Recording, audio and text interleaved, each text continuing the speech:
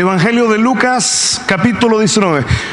Una parte muy conocida de la Escritura. Este famoso hombre llamado Zaqueo. Es tan famoso que se han compuesto hasta alabanzas acerca de Zaqueo. No la voy a cantar porque algunas notas La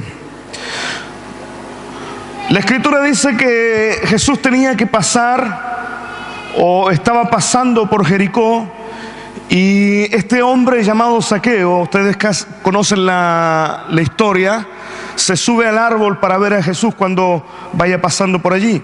La Escritura dice que el Señor lo mira, le dice: Zaqueo, desciende, baja, porque hoy es necesario que yo vaya, que yo pose en tu casa. Y no sabemos cuál es la enseñanza que Jesús hace en la casa de Zaqueo. No sabemos qué tipo de mensaje enseña, pero en algún momento la Biblia enseña que Zaqueo se pone en pie.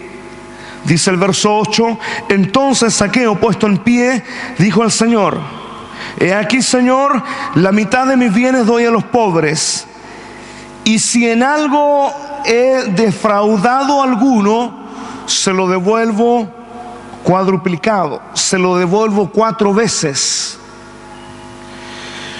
Entonces Jesús dijo: hoy ha venido la salvación a esta casa, por cuanto él también es hijo de Abraham, porque el Hijo del Hombre vino a buscar y a salvar lo que se había perdido.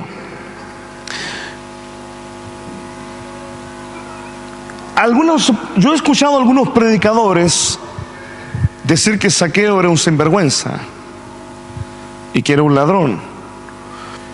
La verdad es que la Escritura no dice en ningún lugar que Zaqueo era un ladrón o era un sinvergüenza.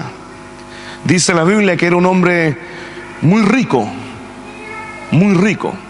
tenía muchos bienes, era uno de los principales de los publicanos, del oficio del que cobraba impuestos para Roma. Pero no dice la Biblia en ningún lado que él era rico, porque el hombre dice: si a alguno he defraudado.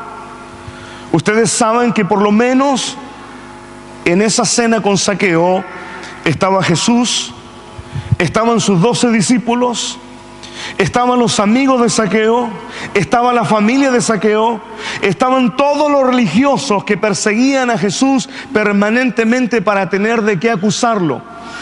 Y si Zaqueo hubiese sido un tipo un poquito amigo de lo ajeno, la gente se hubiera reído, se hubiera burlado, o cuando él hubiera hecho esa declaración, más de alguno hubiese estallado en una carcajada.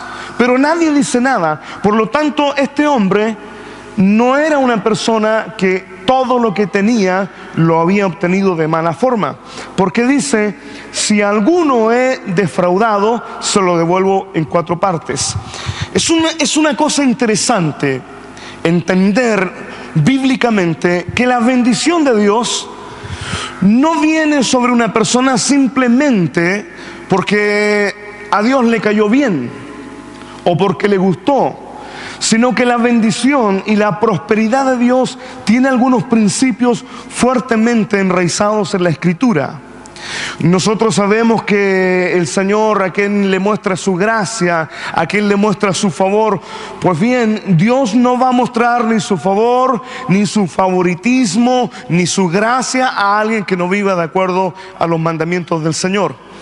Pero es interesante que, aunque no sabemos qué es lo que Jesús enseñó allí, pero en el momento en que Zaqueo hace esta declaración, Dios o Jesús hace otra o una declaración en respuesta a lo que Zaqueo hace.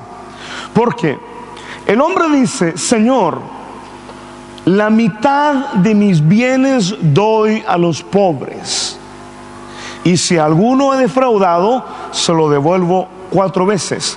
Cuando el hombre hace esta generosa oferta a los pobres, y estoy seguro que el hombre partió la mitad de sus bienes y se la dio a los pobres, entonces Jesús hace una declaración y dice: hoy ha venido la salvación a esta casa, por cuanto él también es hijo de Abraham. Y lo que el Señor hace, alinea a este hombre que todo el mundo murmuraba que era un pecador. Jesús, después de la declaración y de lo que hace Zaqueo, el Señor suelta para Zaqueo la alineación de la descendencia de Abraham. Este es hijo de Abraham.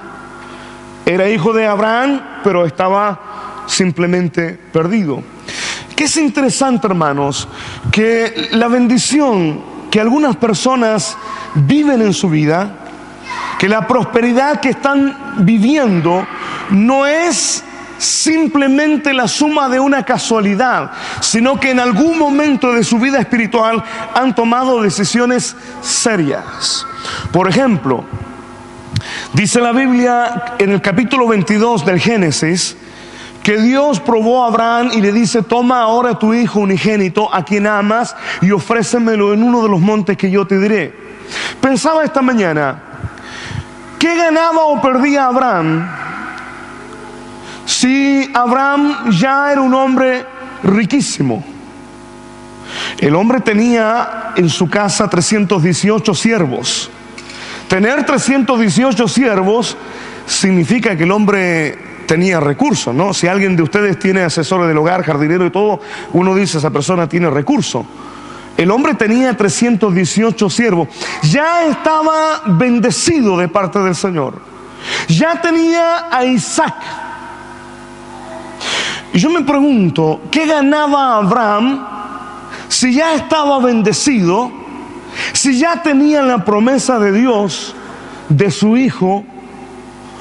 ¿Qué ganaba Abraham con obedecer a Dios? Pero fíjense que lo que hace Abraham de tomar a su hijo, y según el libro de Hebreos dice que le ofreció, por lo menos en el corazón, en la mente y en la determinación, Abraham ofreció a su hijo. Pero cuando Abraham rompe un límite que era algo extraordinariamente importante, la palabra del Señor dice que Dios hace un juramento a Abraham. Cuando el ángel le habla a Abraham, le dice: detente, no hagas daño al muchacho, porque ya conozco que temes a Dios. Entonces Dios hace un juramento y dice: Dios, por mí mismo he jurado. Fíjese qué interesante. Hasta ese momento Abraham es bendecido, es prosperado, tiene los pactos, tiene las promesas. Pero cuando Abraham hace algo más allá, en este caso tomar lo más precioso que él tenía, su hijo, está dispuesto a ofrecerlo, Dios hace un juramento. Y la palabra dice: Dios, no teniendo por nadie mayor, jura por él mismo. Ustedes saben lo que dice el libro de Primera de Reyes en los últimos capítulos. La Biblia dice en los días de Elías que había habido sequía por 3 años y medio. Nosotros, cuando tenemos aquí en invierno unas heladas en el norte, ¿qué pasa con la fruta y la verdura? Se dispara. La palta se va al cielo, unos precios que uno realmente a veces no puede comprar. Ahora imagínense usted cómo estaría la escasez con 3 años y medio de sequía. Tremendo. Pero Elías tiene que hacer algo para que el cielo se abra y vuelva la lluvia. Entonces la palabra dice que Elías dice: vamos a tomar un becerro para ustedes y uno para mí. ¿Alguien sabe lo que vale una vaca? Cerca de 400 y tantos mil pesos, ¿no? Ahora, en un tiempo cualquiera, donde hay pasto, donde hay abundancia de agua, ofrecer una vaca, un becerro no sería nada. Pero en el tiempo de la sequía, tiene que haber sido muy costoso. Ahora, súmele a eso que la Biblia dice que el profeta dice: vamos a ponerle a este altar y a este sacrificio agua. Entonces dice: pongan 3 4 cántaros de agua, y un cántaro de agua hace 10 litros. Por lo tanto, si eran 4 cántaros, entonces eran 40 litros de agua. Pero el profeta dice, háganlo 3 veces. Por lo tanto, el agua que se derrama allí es la suma de 120 litros de agua. Ahora, imagínense el precio del agua en 3 años y medio de sequía. Dígame cuánto valía el agua. ¿Qué era más caro, el becerro o el agua? 120 litros de agua, hermanos, en año de sequía.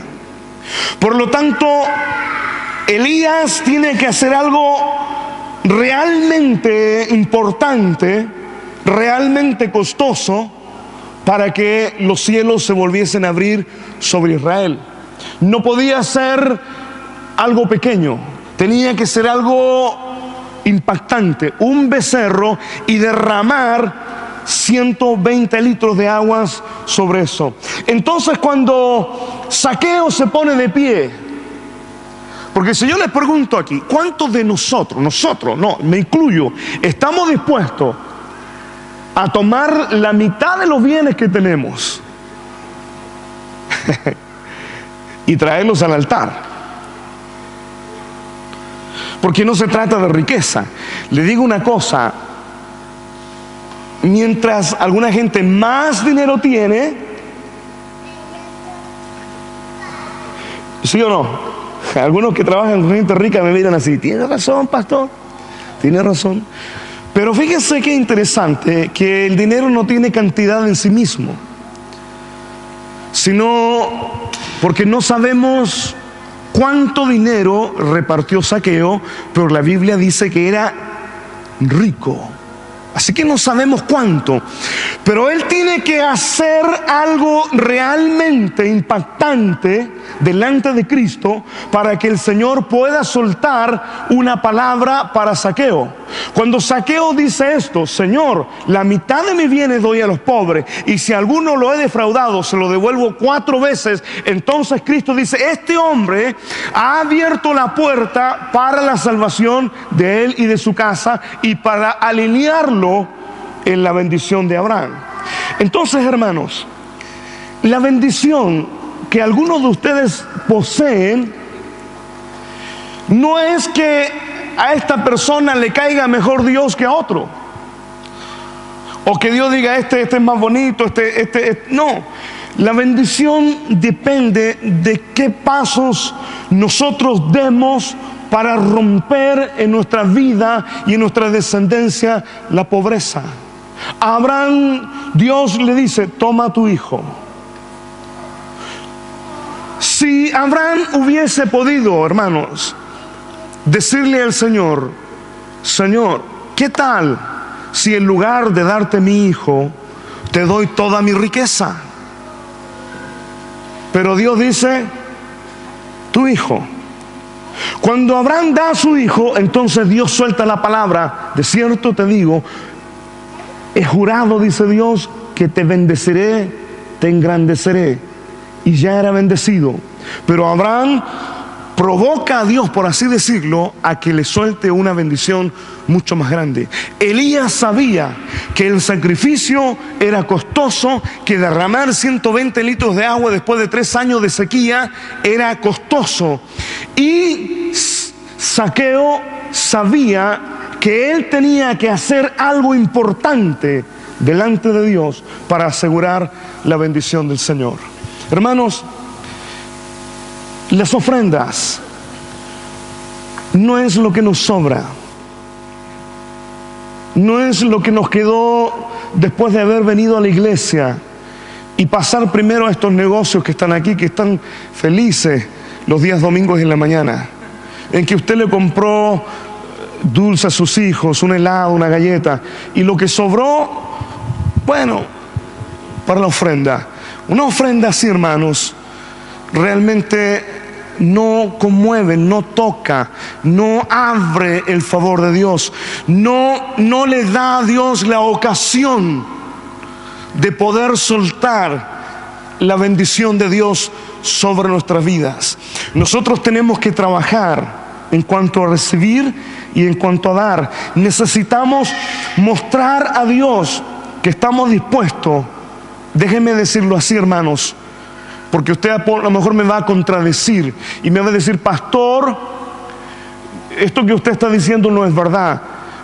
Le voy a decir que usted tiene que trabajar, tiene que pagar por su bendición. Porque usted me puede decir: es una gracia, es un favor, es una misericordia. Claro que sí.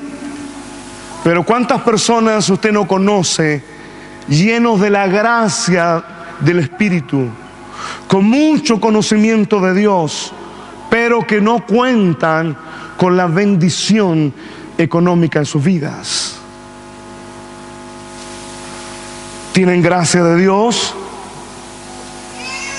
Dios escucha sus oraciones, pero en la parte económica no se han atrevido a hacer algo que verdaderamente Dios tenga que abrir el cielo y terminar los años de sequía económica, en que impactemos a Dios con nuestra ofrenda. Entonces Dios tenga que jurar desde el cielo para tener que bendecirte, en que nos pongamos de pie un día y hagamos la del choro, ¿no? Aquí está una ofrenda buena. Entonces yo estoy seguro que Dios va a desatar sobre usted algo especial. La gente que ofrendaba para que lo vieran ya tuvieron su recompensa. Pero hermanos, toquemos el corazón de Dios. Asegurémonos que la bendición de Dios esté reposando sobre nuestras vidas, sobre nuestros corazones. Tomen su ofrenda esta mañana, hermanos. Vamos a orar por ella. No me va a tomar las moneditas que le sobraron del negocio, hermanos. Esa guárdeselas para el otro domingo. Sino una ofrenda que aseguremos la bendición del Señor nuestro Dios. Una ofrenda de fe. Una ofrenda, hermanos, que Dios diga: wow, esta persona está interesada en ser bendecido y en ser prosperado. Escúcheme, no es una casualidad la bendición de Dios. La gente que es bendecida es porque ha ido sembrando, sembrando hasta lograr que Dios les dé una buena cosecha. Padre, tomamos nuestra ofrenda esta mañana. Señor, hemos oído tu verdad, hemos oído tu palabra, Señor, y vamos a ofrendar, Señor, de tal forma que tú nos puedas bendecir. Señor, yo estoy negociando contigo.